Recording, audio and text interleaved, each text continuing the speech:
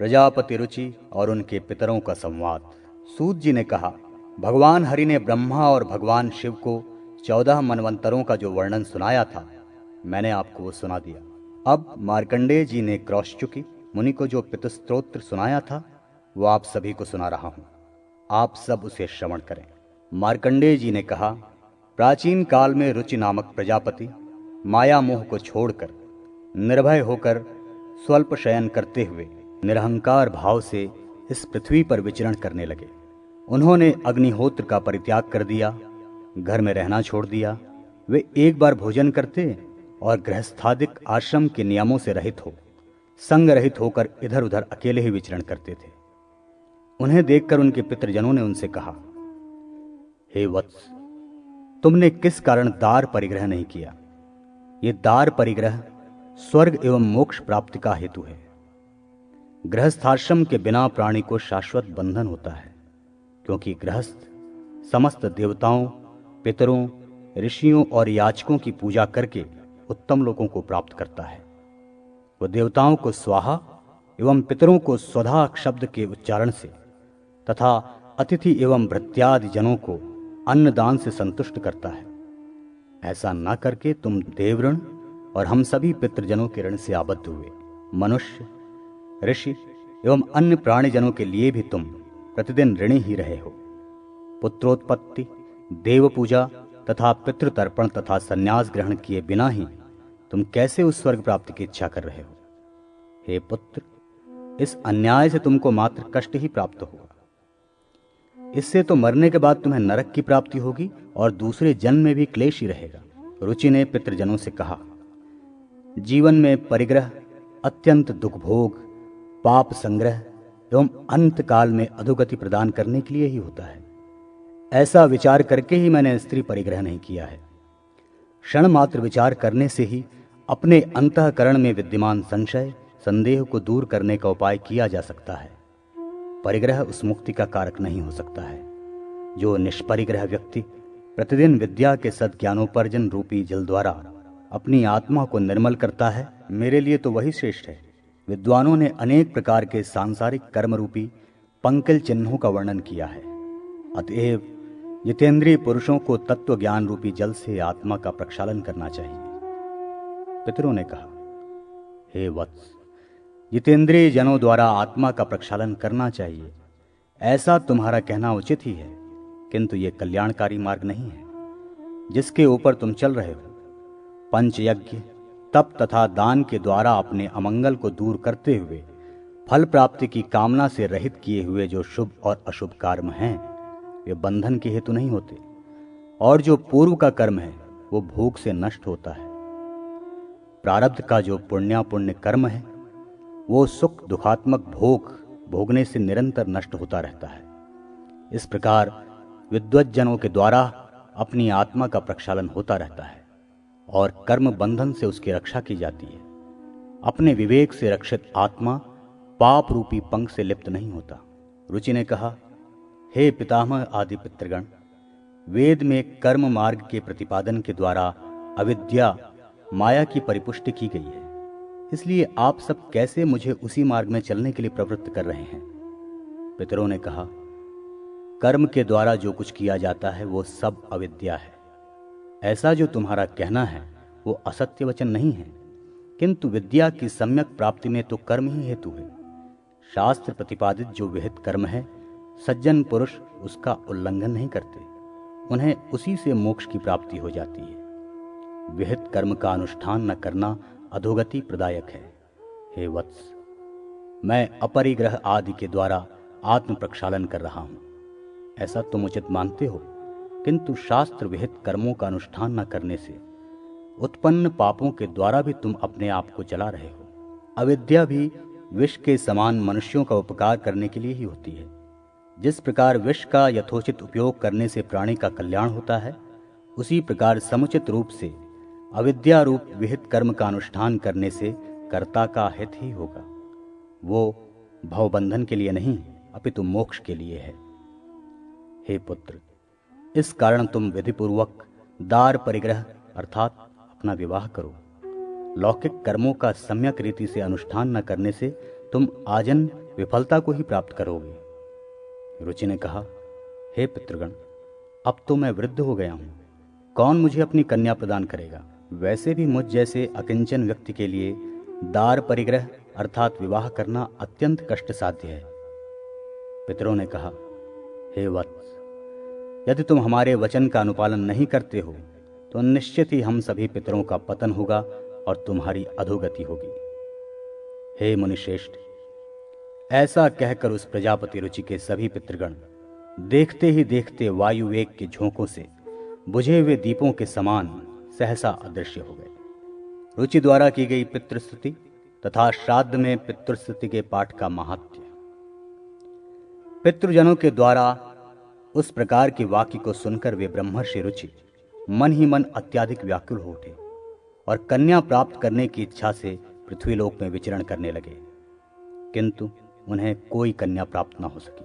अतएव पितरों के उक्त वचन रूपी अग्नि से संतप्त हुए वे अतिशय चिंताग्रस्त होकर व्यग्र मन से इस प्रकार सोचने लगे, मैं क्या करूं, कहां जाऊं? मेरे पितृगणों का और मेरा अभ्युदय करने वाला वो स्त्री परिग्रह किस प्रकार हो सकेगा? इस प्रकार चिंतन करते हुए उनके मन में ये विचार उत्पन्न हुआ कि मैं कमल योनि उन ब्रह्मा को ही तपस्या के द्वारा प्रसन्न करता हूं। तदनंतर महात्मा रुचि ने 100 दिव्य वर्षों तक कठिन तप किया। वे तपस्या के लिए वन में एक ही स्थान पर चिरकाल तक अवस्थित रहे। तत्पश्चात जगत पितामह ब्रह्मा ने दर्शन दिया और कहा कि मैं तुमसे प्रसन्न हूं, तुम अपनी अभिलाषा प्रकट करो। तदनंतर संपूर्ण संसार को गति प्रदान करने वाले उस आराध्य देव ब्रह्मा को प्रणाम करके रुचि ने पितृजनों के कथनानुसार जो जो उनकी अभिलाषा थी उनसे निवेदन किया। इस पर ब्रह्मा जी ने कहा, हे विप्र, तुम प्रजापति होगे, तुम्हारे द्वारा प्रजाओं की सृष्टि होगी। प्रजारूपी पुत्रों की उत्पत्ति करके ही तुम पितृजनों के लिए श्राद्ध एवं पिंडदान आदि को संपन्न करने के पश्चात साधिकार उक्त कामना की सिद्धि प्राप्त कर सकोगे। अतः तुम्हारे पितरों के द्वारा उचित ही कहा गया है कि तुम स्त्री परिग्रह करो। इस अभिलाषा को भली भांति ध्यान में रखते हुए तुम्हें पितरों की ही पूजा करनी चाहिए। प्रसन्न होकर वे ही पितृगण तुम्हारी इस कामना को पूर्ण करेंगे। सम्यक पूजा से संतुष्ट हुए पितामहादि पितृगण स्त्री पुत्र आदि क्या नहीं दे सकते। ब्रह्मा जी का इस प्रकार का वचन सुनकर ऋषि रुचि ने नदी के एकांत तट पर पहुंच करके अपने पितरों का तर्पण कर उन्हें संतृप्त किया। तदनंतर एकाग्र चित्त होकर भक्तिपूर्वक वे इन स्तुतियों के द्वारा पितरों की आराधना करने लगे।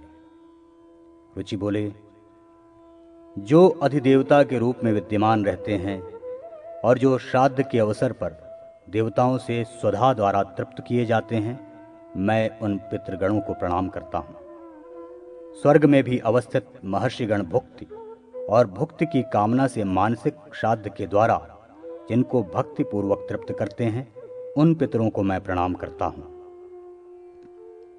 स्वर्ग में सिद्धजन श्राद्ध के सुअवसरों पर सभी दिव्य उत्तम उपहारों के द्वारा जिन पितरों को भली भांति संतृप्त करते हैं, उन पितरों को मेरा नमन है। गृह्य कजन स्वर्ग में आत्यंत की श्रेष्ठ रिद्धि की कामना से भक्ति पूर्वक तन्मय भाव से जिन पितरों का पूजन करते हैं, उनको मैं नमस्कार करता हूं।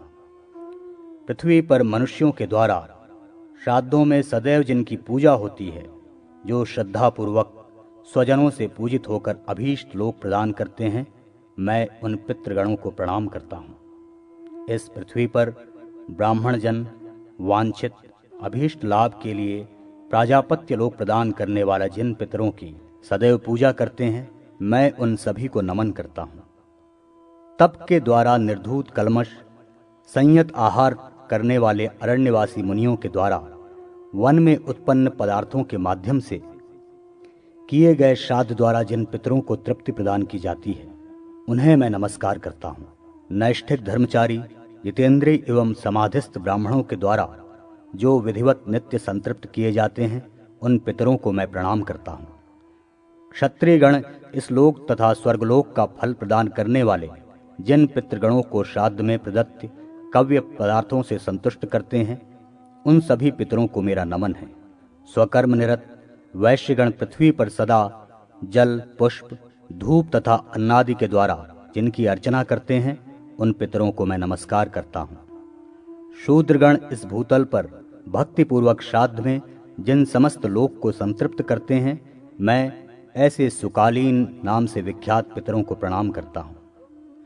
पाताल लोक में रहने वाले असुरगण अपने दंभ एवं अहंकार का परित्याग कर श्राद्ध में जिन अमृत पान करने वाले पितरों को तृप्ति प्रदान करते हैं, मैं उन सभी पितृजनों को नमन करता हूँ। रसातल में अवस्थित नागगण अपनी मनोवांछित कामनाओं को पूर्ण करने की अभिलाषाओं से प्रेरित होकर विधिपूर्वक श्राद्ध में प्रदत्त भोग पदार्थों के द्वारा जिन पितृगणों की पूजा करते हैं, मैं उन पितरों को नमस्कार करता हूँ। रसातल में स्थित सर्पगण भी विधिवत मंत्रोच्चार के साथ प्रदान किए गए भोग पदार्थों से समन्वित श्राद्ध के द्वारा जिन पितृगणों की अर्चना करते हैं, मैं उन सभी को प्रणाम करता हूँ। जो देवलोक, अंतरिक्ष एवं पृथ्वी लोक में प्रत्यक्ष रूप से निवास करते हैं, देवताओं तथा दैत्यों के भी जो पूज्य हैं, ऐसे उन पितृजनों को मैं नमन करता हूँ। वे मेरे द्वारा निवेदित वस्तुओं को प्राप्त करें। जो परमार्थ अर्थात दूसरे का हित करने के लिए पितृयोनि में रहकर भी अमूर्त रूप से विमान में विद्यमान रहते हैं, श्रेष्ठ योगीजन कष्टों से मुक्ति प्रदान करने वाले जिन पितृजनों की पूजा अपने निर्मल मन से करते हैं, मैं उन पितरों को नमस्कार करता हूँ। जो स्वर्ग में मूर्तिमान होकर निवास करते हैं एवं स्वधा भोजी हैं, जो सभी अभिलाषित जनों को उनकी इच्छाओं, कामनाओं का फल प्रदान करने में समर्थ हैं और जो निष्काम जनों की मुक्ति के कारण हैं, मैं उन पितरों को प्रणाम करता हूँ।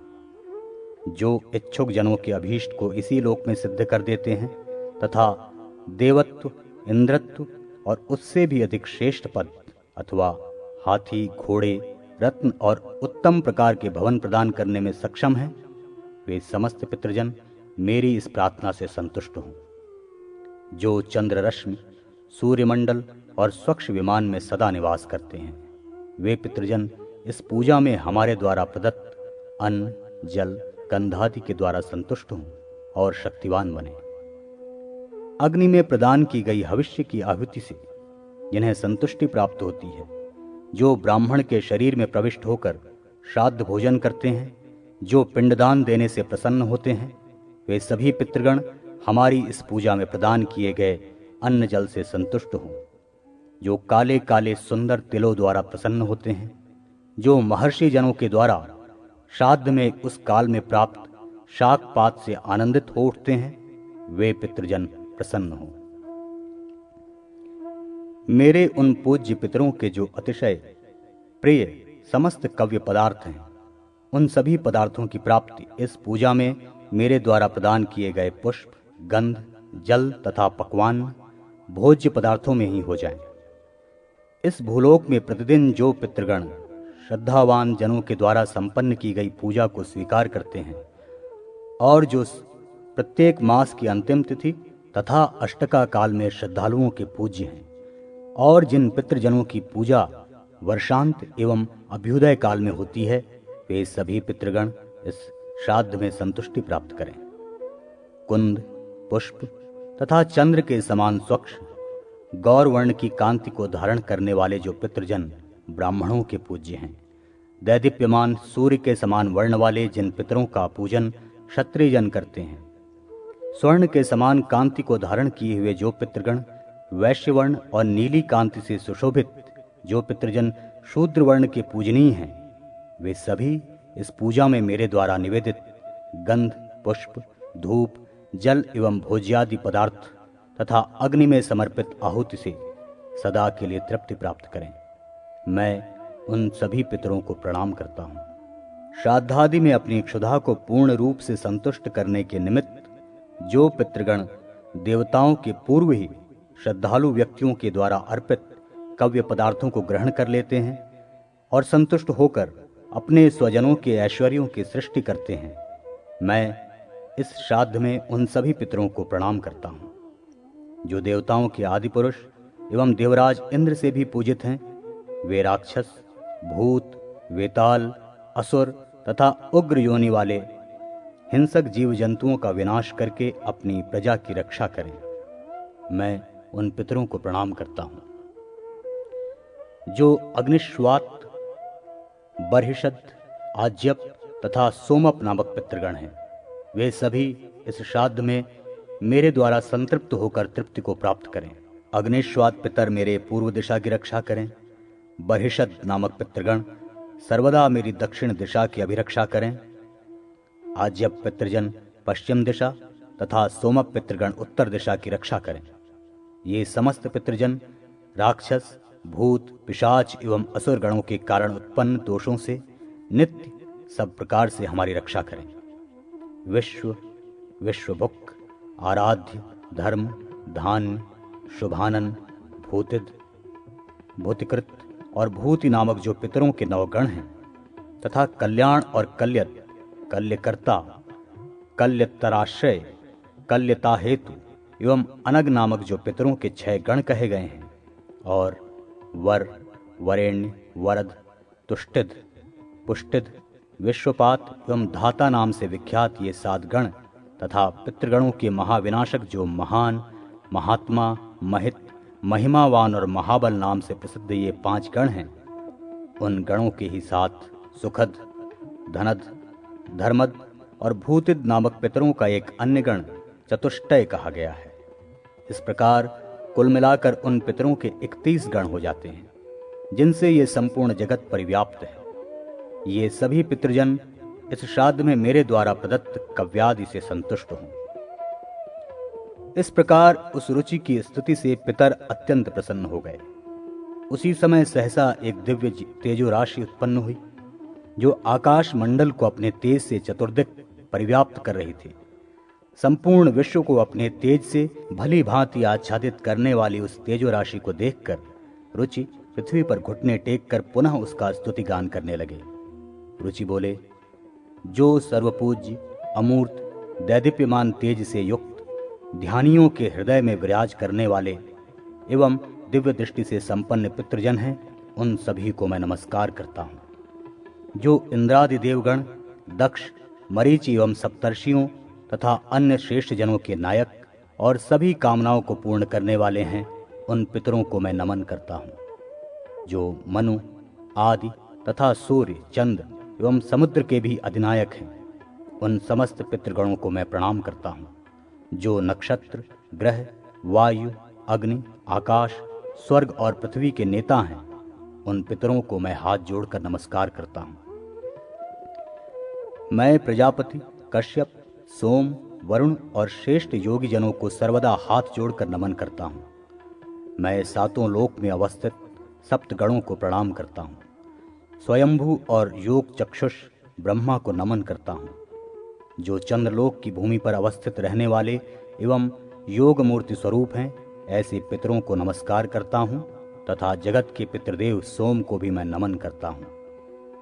अग्नि ही जिनका रूप है, ऐसे पितरों को मैं प्रणाम करता हूँ। उसी प्रकार जिनसे यह संपूर्ण विश्व अग्नि सोममय है, ऐसे पितरों को मैं नमस्कार करता हूँ। जो तेज में विद्यमान रहते हैं, जो चंद्र, सूर्य और अग्नि की प्रतिमूर्ति हैं, जो जगत स्वरूप एवं ब्रह्म स्वरूप हैं, ऐसे उन योग परायण समस्त पितरों को संयत चित्त से अवस्थित होकर मैं बार बार नमस्कार करता हूँ।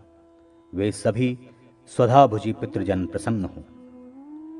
मार्कंडेय जी ने कहा, हे मुनिश्रेष्ठ क्रौष्की, रुचि के द्वारा इस प्रकार स्तुति किए गए तेज स्वरूप वे सभी पितृगण 10 दिशाओं को प्रतिभाषित करते हुए प्रत्यक्ष प्रकट हो गए। रुचि ने जिन पुष्प, गंध और अनुलेप पदार्थ का उन्हें निवेदन किया था, उन्हीं से विभूषित उन पितरों को उन्होंने अपने समक्ष उपस्थित देखा। रुचि ने पुनः भक्तिपूर्वक हाथ जोड़कर प्रणाम निवेदन किया और पृथक पृथक रूप से आप सभी को नमन है, नमन है, ऐसा आदरपूर्वक कहा। प्रसन्न होकर उन पितृजनों ने उन मुनिश्रेष्ठ रुचि से वर मांगो, ऐसा कहा। नतमस्तक रुचि ने उन पितरों से कहा। रुचि ने कहा, हे पितृदेव, ब्रह्मा ने प्रजाओं की सृष्टि करने के लिए मुझे आदेश दिया है, अतः मैं आपसे संतानोत्पादन में समर्थ श्रेष्ठ एवं दिव्य पत्नी की कामना करता हूं। पितरों ने कहा, हे मुनि सत्तम, इसी स्थान पर आपको अभी इसी क्षण मनोरमा पत्नी की प्राप्ति होगी, उसी से आपको पुत्र होगा। हे रुचि, वह बुद्धिमान मनवंतराधिप होकर आपके ही रौच्य इस नाम से तीनों लोकों में ख्याति प्राप्त करेगा। उसके भी अतिशय बलवान महापराक्रमशाली महात्मा और पृथ्वी का पालन करने वाले बहुत से पुत्र होंगे। आप भी प्रजापति होकर 4 प्रकार की प्रजाओं की सृष्टि करके अधिकार समाप्त होने पर धर्म के तत्वज्ञान को प्राप्त कर सिद्धि प्राप्त करेंगे। जो मनुष्य भक्ति पूर्वक इस स्तुति से हम सभी को संतुष्ट करेगा, उससे प्रसन्न होकर हम लोग उसे उत्तम भोग, आत्म विषयक उत्तम ध्यान, आयु, आरोग्य तथा पुत्र पौत्रादि प्रदान करेंगे। अतः कामनाओं की पूर्ति चाहने वाले श्रद्धालुओं को निरंतर इस स्तोत्र से पितरों की स्तुति करनी चाहिए। जो मनुष्य श्राद्ध में भोजन कर रहे श्रेष्ठ ब्राह्मणों के समक्ष भक्तिपूर्वक अत्यंत प्रिय इस स्तोत्र का पाठ करेगा, तो उस स्तवन को सुनने के प्रेम से हम सब की भी वहां उपस्थिति रहेगी।